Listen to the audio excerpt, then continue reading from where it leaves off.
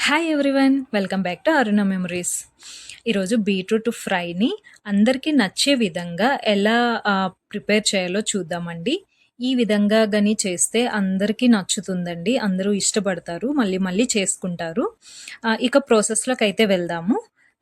Pan pan పెట్టుకొని దానిలో first పోపు వేసుకోవాలండి. ఆనియన్స్ వేసుకోవట్లేదు. ఓన్లీ చిల్లీ కారానికి తగ్గట్టు 5 చిల్లీలు వేసుకున్నాను. కరివేపాకు ఒక రెమ్మ. ఇది పోపంతా ఫ్రై అయిన తర్వాత మనం కట్ చేసుకున్న బీట్రూట్‌నయితే దీనిలో వేసుకోవాలి. చూడండి పీసెస్ అయితే ఇలా మీడియం సైజ్‌గా కట్ చేసుకోవాలండి. అంటే ఫ్రై అయ్యేటప్పటికి ఇంకా కాస్త దగ్గరగా అవుతుంది కదా! సో, అందుకని ఈ విధంగా మనం కట్ చేసుకుంటే సరిపోతుంది. మరి చిన్నవి కట్ చేస్తే అది ఫ్రై అయ్యేటప్పటికి మరీ చిన్నగా అవుతుందని ఈ విధంగా కట్ చేశాను. పోపు బీట్రూటు అంతా మనం సరిగా మిక్స్ చేసుకోవాలండి.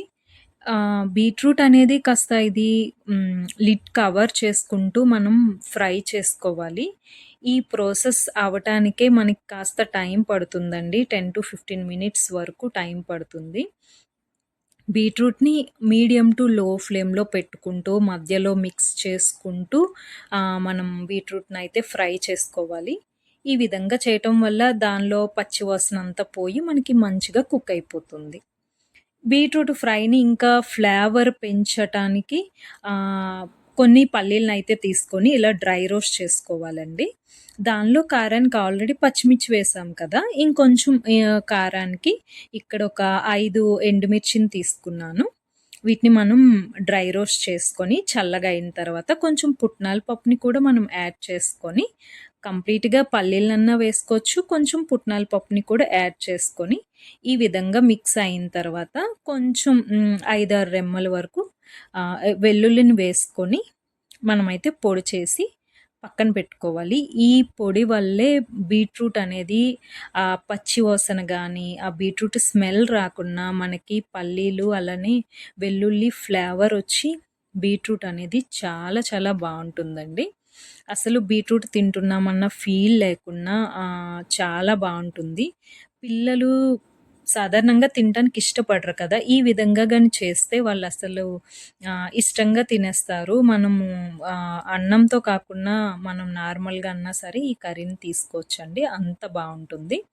ఇక టేస్ట్‌కి తగ్గట్టుగా సాల్ట్‌నయితే యాడ్ చేసుకొని ఒకసారి అంతా బాగా మిక్స్ చేసుకుందాము. మనకు ఆల్మోస్ట్ బీట్రూట్ అయితే ఫ్రై అయిపోయింది కదండీ! చూడండి. ఈ విధంగా అయిన తర్వాత మధ్యలో మనం పీస్ ఉడికిందా లేదా అని చెప్పేసి ఇలా కట్ చేసి చూస్తే మనకు అర్థమైపోతుంది. అలా చూసిన తర్వాత ఏదైతే మనం మిక్సీ చేసి పెట్టుకున్నామో పౌడరు దాన్ని వేసుకొని అంత బాగా మిక్స్ చేసుకోవాలి. సాల్ట్ కూడా సరిపోయిందా లేదా చూసుకొని అడ్జస్ట్ చేసుకోవాలండి. ఇక అంతే మనకి ఇంకా వేడి వేడిగా బీట్రూట్ ఫ్రై అనేది తయారైపోయిందండి. ఇది పిల్లలకి, పెద్దలకి అందరికీ చాలా మంచిది. తప్పకుండా అయితే ట్రై చేయండి. చాలా టేస్టీగా ఉంటుందండి. Thank you for watching.